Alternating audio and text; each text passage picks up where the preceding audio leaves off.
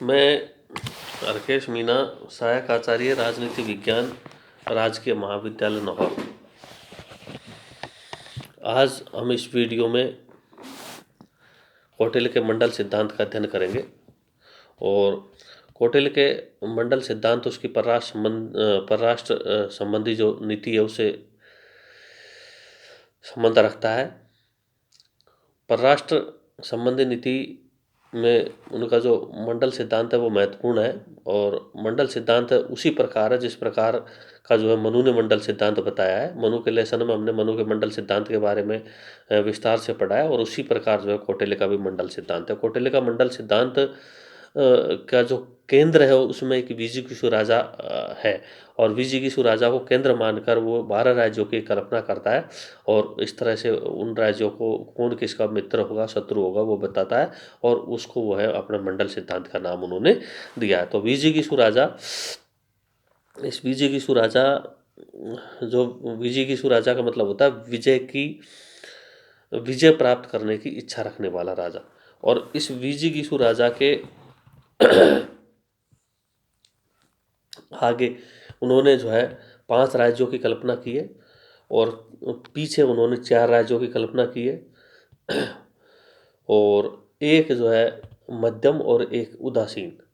तो इस प्रकार उन्होंने 12 राज्यों की कल्पना की है। तो विजिगीषु राजा यानी विजय प्राप्त करने की इच्छा रखने वाले राजा के जस्ट जो सीमा पर राज्य होगा वो उसका शत्रु होगा, यानी उसको अरि नाम दिया है। और उसके आगे वाला जो राज्य होगा वो विजिगीषु राजा का मित्र होगा। उसके आगे वाला राज्य जो विजिगीषु राजा का शत्रु होगा, उसके आगे वाला राज्य जो विजिगीषु का मित्र होगा और उससे आगे वाला राज्य वो विजिगीषु राजा का शत्रु होगा। तो इस प्रकार उन्होंने जो है आगे के 5 राज्यों की कल्पना की है। पीछे के जो राज्य हैं उनको उन्होंने पाषाण ग्रह, आक्रांत, पाषाण ग्रहसार और आक्रांत सार, ये 4 राज्यों की कल्पना की है। 4 राज्यों को इस प्रकार उन्होंने नाम दिया है। और पाषाण ग्रह का मतलब होता है पीठ का शत्रु। जो पाषाण ग्रह होगा वो विजिगीषु राजा की सीमा पर लगा होगा और ये विजिगीषु राजा का शत्रु होगा। उसके बाद में जो है आक्रांत आएगा, वो विजिगीषु राजा का मित्र होगा और पाषाण ग्रह सार होगा वो विजिगीषु राजा का शत्रु होगा और आक्रांत सार होगा वो विजिगीषु राजा का मित्र होगा।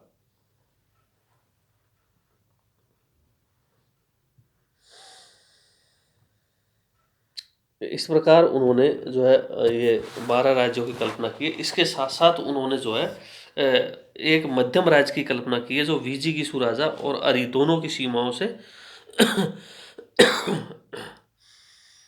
मिला हुआ है।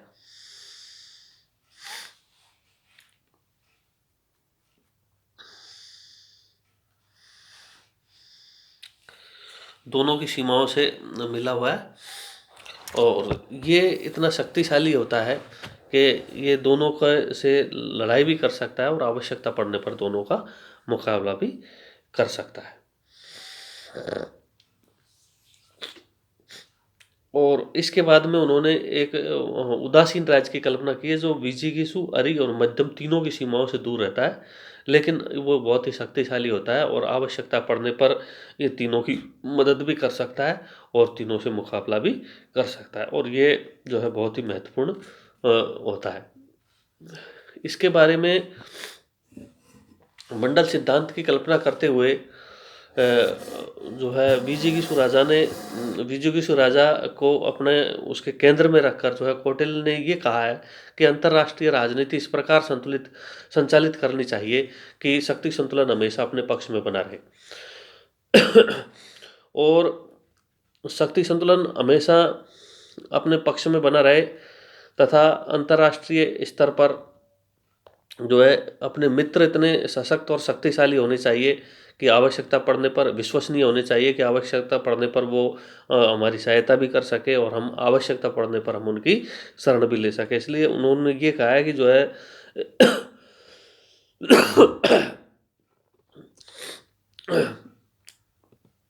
वर्तमान में या भविष्य में आपको ये लगे कि अमुक राज्य हमारी मदद करने वाला है तो उसके साथ में मैत्रीपूर्ण संबंध स्थापित करने चाहिए। और अंतर्राष्ट्रीय राजनीति इस प्रकार संचालित करनी चाहिए कि हमारे जो है मित्र मजबूत हो और शत्रु कम से कम हो और कमज़ोर हो। इस प्रकार अपनी जो है विदेश नीति का संचालन करना चाहिए। और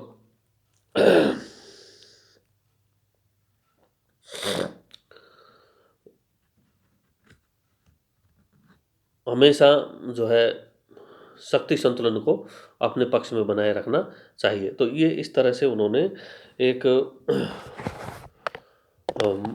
मंडल सिद्धांत के बारे में ये बातें कही है। और मंडल सिद्धांत के साथ साथ उन्होंने जो है एक साइड गुण नीति का भी वर्णन किया है। और साइड गुण नीति इसका मतलब होता है 6 गुणों वाली नीति। और 6 गुणों वाली नीति उसी प्रकार है जिस प्रकार से मनु ने जो है साइड गुण नीति अपनी बताई है, उसी प्रकार कौटिल्य ने भी साइड गुण नीति बताई है। संधि, विक्रय, यान, आसन, संश्रय और द्वैधी भाव। संधि, संधि का मतलब एक दूसरे राजा से मित्रता स्थापित करना। विग्रह, विग्रह का मतलब होता है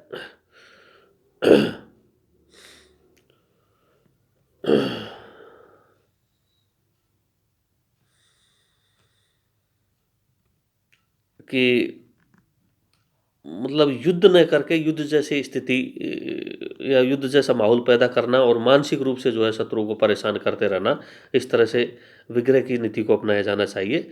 और ज्ञान का मतलब होता है वास्तविक आक्रमण, यानी जब राजा को ये लगे कि तमाम परिस्थितियां हमारे अनुकूल है और हम अब दुश्मन राज्य पर जो है आसानी से विजय प्राप्त कर सकते हैं, तो उस टाइम की जो है उसको वास्तविक आक्रमण कर देना चाहिए।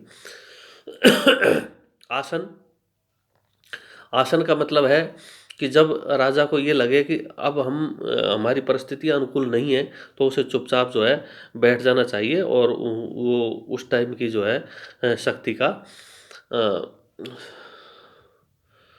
शक्ति संग्रह जो है करना चाहिए। संश्रय, संश्रय का मतलब होता है बलवान के यहाँ आश्रय लेना। यदि राजा शत्रु को हरा नहीं सकता और वह अपनी खुद की रक्षा करने में भी यदि असमर्थ हो जाता है और उसे ये लगे कि मेरी हार सुनिश्चित है, तो उस ऐसी स्थिति में उन्होंने ये कहा है कि जो है राजा को किसी बलवान राजा के यहाँ आश्रय ले लेना चाहिए। इसको जो है संश्रय कहा है। और उसके बाद में द्वैधी भाव, द्वैधी भाव के बारे में उन्होंने कहा है कि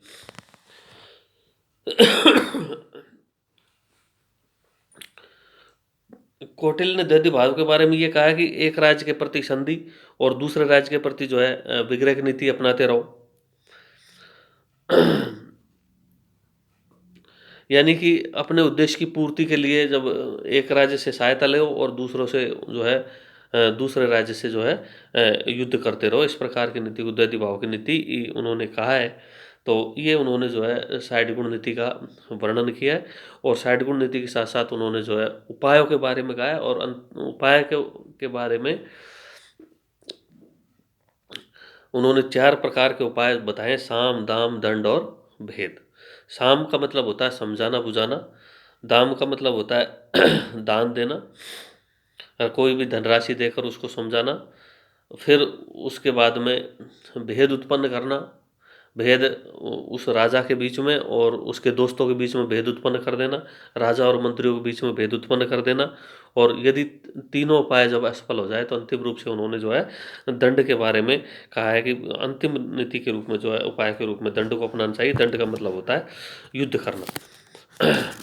तो इस प्रकार उन्होंने साम, दाम, भेद और दंड, चारों उपायों का जो है वर्णन किया है।